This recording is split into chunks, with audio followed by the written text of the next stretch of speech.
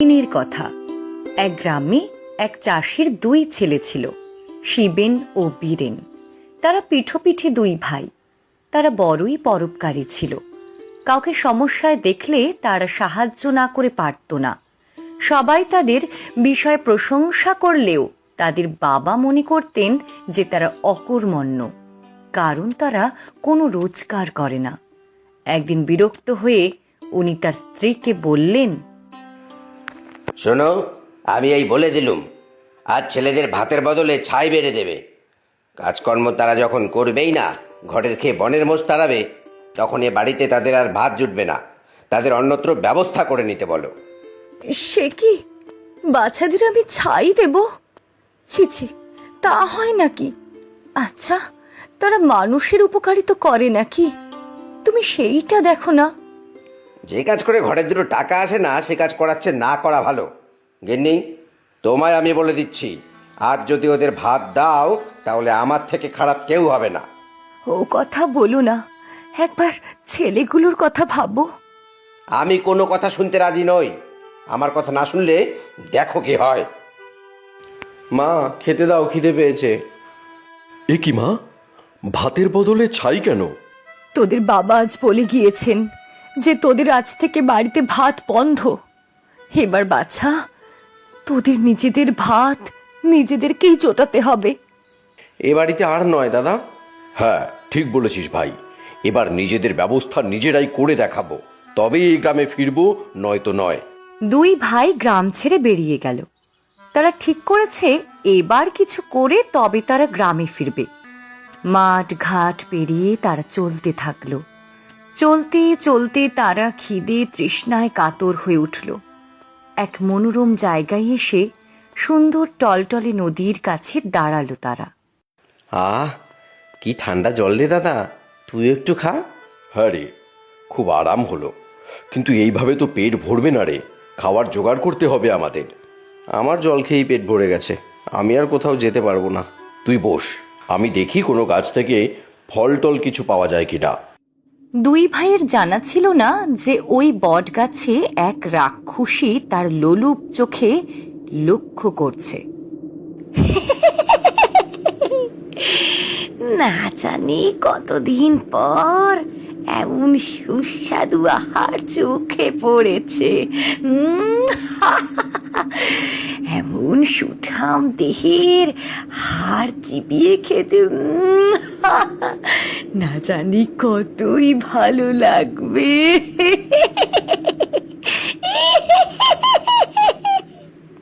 কি বাছা, পথ হারিয়ে ফেলেছ নাকি?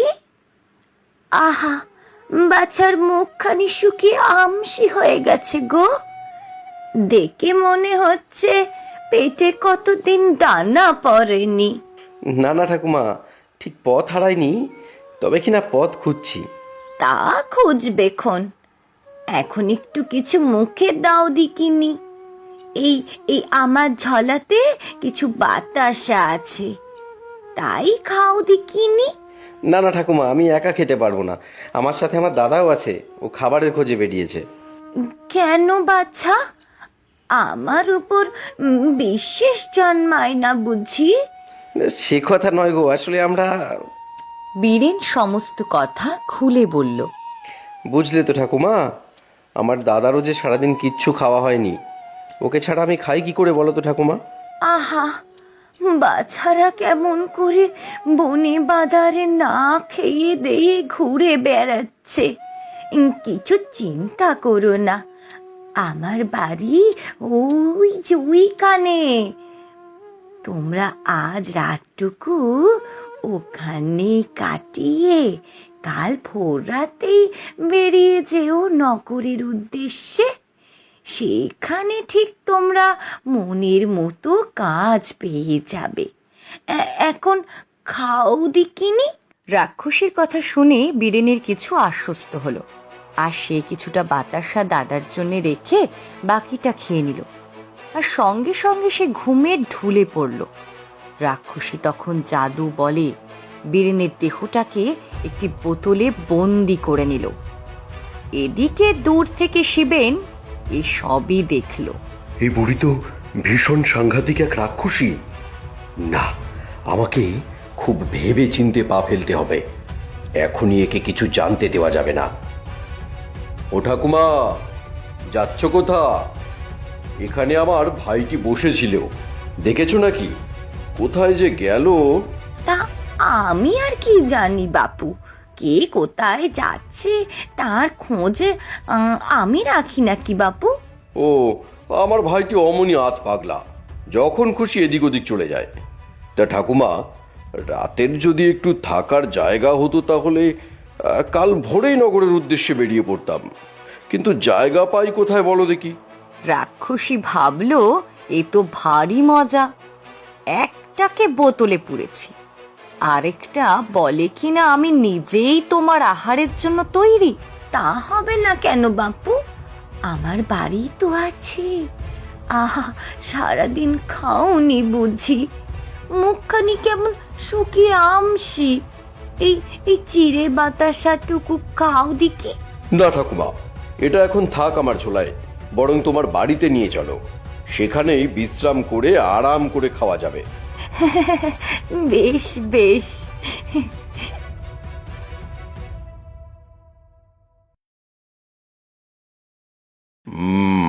ঝোলা তাহলে ওইখানে থাকে। বেশ। ও ঠাকুমা, এ তো বাড়ি নয়, রাজপ্রাসাদ, কিন্তু বড্ড নোংরা। দাও, ঝাড় দিয়ে দিই। না না বাবা, তুমি কেন? আরে আমি তো তোমার নাতির মতনই নাকি, দাও দেখিনি। এ ঘর থেকে কান্নার আওয়াজ আসছে কেন? কোনো গন্ডগোল নিশ্চয়ই আছে, আমায় খতিয়ে দেখতে হবে, কিন্তু তার আগে বুড়ির ঘুমোনো দরকার। দাও গো ঠাকুমা, কি রাঁধতে হবে দাও। তুই রাঁধবি বাচ্চা? তুই পারিস রাঁধতে? সব পারি আমি। রান্নাঘরটা কোন দিকে তুমি সেটা বলো। ওই যে ওদিক পানে। বেশ বেশ। এইরকম একটা চাকর পেলে মন্দ হয় না, বেশ বোকাও আছে। একে এত তাড়াতাড়ি বোতলে ভরবো না। এই নাও গো ঠাকুমা, তোমার খাবার। ও বাবা, হয়েও গেল? দে দে, বেশ খিদে পেয়েছে আমার, খেয়ে নি। জোরে জোরে বাতাস কর দিকিনি।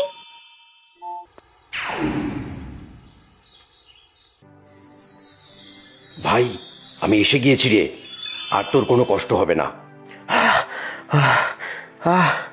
দাদা রে, কি যে বাঁচালি, দমটা বন্ধ হয়ে আসছিল, কিন্তু কি করে যে এমন হলো কিছুই বুঝতে পারছি না। আমরা কোথায়? তুই যে এক রাক্ষসীর কবলে পড়েছিলি, এটা তারই বাড়ি, তাকে আমি এখন ঘুম পাড়িয়ে দিয়েছি। তাহলে চল আমরা পালিয়ে যাই যত তাড়াতাড়ি সম্ভব, ওই রাক্ষসী ওঠার আগেই। হ্যাঁ যাব, কিন্তু জানিস ওই দিকের ঘর থেকে কিছু কান্নার শব্দ পাওয়া যাচ্ছে। নিশ্চয়ই এই রাক্ষসী আরও কাউকে বন্দি করে রেখেছে। ওদেরকে ছেড়ে কি করে যাই বলতো? তাহলে চল দাদা, গিয়ে দেখি কি করা যায়। দুই ভাই মিলে তখন সেই ঘরের সামনে এলো যেখান থেকে কান্নার আওয়াজ যাচ্ছিল। দুজনে চিন্তিত হলো, এই ভেবে যে এখন কি করে তারা এই তালা ভাঙবে। বীরেন লক্ষ্য করলো যে তালা বড় হলেও তালার ছিদ্র অত্যন্ত ছোট, বড় জোর একটি চুল ঢুকতে পারে তাতে। দাদা, এই দেখ, এটি মায়া তালা। এই তালার চাবি একটা চুলের চেয়ে বেশি মোটা হবে না। এমন চাবি পাই কোথায় বল দেখি? বাবা, অত কি সহজ আমার চাবি খুঁজে পাওয়া? আমি হলুম গিয়ে রাক্ষসী রানীর খাস তালা, এই ঘরে রয়েছে তার বন্দিরা। অত সহজে কি আর আমার চাবি পাবে? কি রে আমার তালা, অমন তোমার আকার, অথচ দেখো চাবির ছিদ্রটা কেমন ছোট। যে তালার চাবি নেই সেই তালার আবার কিসের কদর? হ্যাঁ, যেমন তেমন নয় গো এ তালা, রাক্ষসী রানীর মায়ার খেলা। চুল সমান ছিদ্র, চুলেই খাই খাবি, রাক্ষসী রানীর শিরোধার্য আমার চাবি। দাদা রে, আমি বুঝেছি ওর চাবি কোথায় পাবো। রাক্ষসীর শিরোধার্য আমার চাবি, তার মানে রাক্ষসীর চুলই ওর চাবি। চল তাহলে নিয়ে আসি, মনে হয় রাক্ষসী এখনো ঘুমোচ্ছে। ভগবান, এই রাক্ষসীর যেন ঘুম না ভাঙে। সাবাস ভাই, চল এবার।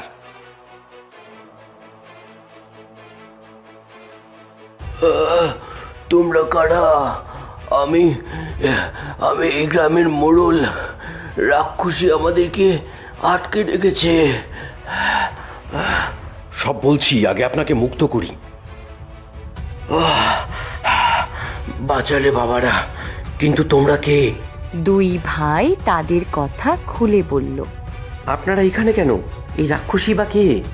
এই রাক্ষসী আমাদের রাজাকে মেরে এই রাজপুরী দখল করে আমাদের উপর অত্যাচার শুরু করে। আমাদের মন্ত্র বলে বোতলবন্দি করে এই ঘরে এনে আটকে রাখে। রোজ রাতে এক একজনকে নিয়ে গিয়ে খেয়ে ফেলে। আমরা ভয়ে কাটা হয়ে থাকি। তোমাদের কি করে সাহায্য করব বলো? আমাদের এই মায়াবল থেকে কোনো মানুষ বার করতে পারবে না। তাহলে উপায়? উপায় একটাই, রাক্ষসীকে মেরে ফেলা।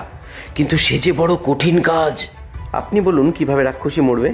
আমরা যথাসম্ভব চেষ্টা করব আপনাদের এই সর্বনাশীর হাত থেকে বাঁচাতে। তবে শোনো, এখান থেকে এক ক্রোশ দূরে গেলে এক সুন্দর টলটলে দিঘির ধার দিয়ে সারি সারি তাল গাছ দেখতে পাবে। সবগুলো গাছ একই রকম লম্বা। তোমাদের খুঁজে বার করতে হবে সেই তাল গাছটি যার মাথায় রয়েছে একটা সোনার ডিবে, তাতে ভরা একটা মাছি। সেই মাছির মধ্যেই রয়েছে রাক্ষসীর প্রাণ। ওটাকে মারতে পারলেই রাক্ষসীও মরে যাবে, আমরাও উদ্ধার পাবো। আর বেশি সময় নেই, রাক্ষসী উঠে পড়লো বলে। কিন্তু ওই গাছটা আমরা চিনব কি করে? এটা তোমাদের ওই দিঘি বলে দেবে। তার কথা বুঝে তোমাদের গাছটি চিনতে হবে। বেশ, আমরা আজই এক্ষুনি যাব সেই দিঘির কাছে। দুই ভাই রাজি হয়ে গেল, কারণ তারা ছিল পরোপকারী। রাক্ষসীকে মারতে পারলে তবেই এদের মুখে ভাত রুচবে। তাই তারা কোনো মতে রাজপুরী থেকে বেরিয়ে পড়ল চুপিসারে। ছুটতে ছুটতে তারা এসে পৌঁছল দিঘির পার। দিঘিকে জিজ্ঞেস করলো, দিঘি, ও দিঘি, বল না ভাই, কোথায় আছে রত্নখচিত কৌটো সোনার? কোথায় বা রাক্ষসী রানীর প্রাণ? পারিস তো বল ভাই, গ্রামবাসীদের করি উদ্ধার। অত কি সহজ ভেবেছিস রাক্ষসীর প্রাণের নাগাল পাওয়া? ডুব ডুব ডুব দে রে আমার জলে, দেখবি আমার জলে সে গাছের ছাওয়া। এই কথা শুনে দুই ভাই দিঘির জলে নেমে পড়ল। কিন্তু কই, গাছের ছায়া তো দেখতে পেল না। কই রে ভাই, কোনো গাছের ছায়াই তো দেখতে পাচ্ছি না। না দাদা, এভাবে হবে না। দিঘি বলেছিল ডুব দিতে, তাও 3 বার। ডুব ডুব ডুব, আমাদের তাই করতে হবে। এই ভেবে দুজন মিলে দিঘির জলে পরপর 3 বার ডুব দিল। 3 বার ডুব হলে ওরা স্পষ্ট দেখতে পেল একটি গাছের ছায়া। সেই ছায়া অনুসরণ করে পেয়ে গেল সেই তাল গাছটি। এবার তাতে চড়বে কিভাবে? সে গাছগুলি যে বড্ড লম্বা। বলতো তাল গাছ, এত গাছের মধ্যিখানে এমন ধিঙ্গি হলি কেন? রাক্ষসীর বড় অত্যাচার, করতে হবে নিধন। ভাই, সাহায্য করিস যেন। তোরা বড়ই ভালো, নিজ প্রাণের ঝুঁকি নিয়ে বেরিয়েছিস করতে অন্যের মঙ্গল। নে তো হাতে তুলে এক ঢিল, দে ছুড়ে আমার মাথার ওপর দিয়ে, তবে নোয়াবো শির। নিয়ে নিস আমার স্বর্ণ সম্বল, বেরিয়েছিস যখন করতে অন্যের মঙ্গল।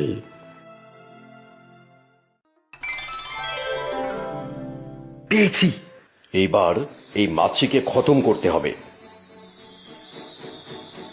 হালুম রে, গেলুম রে।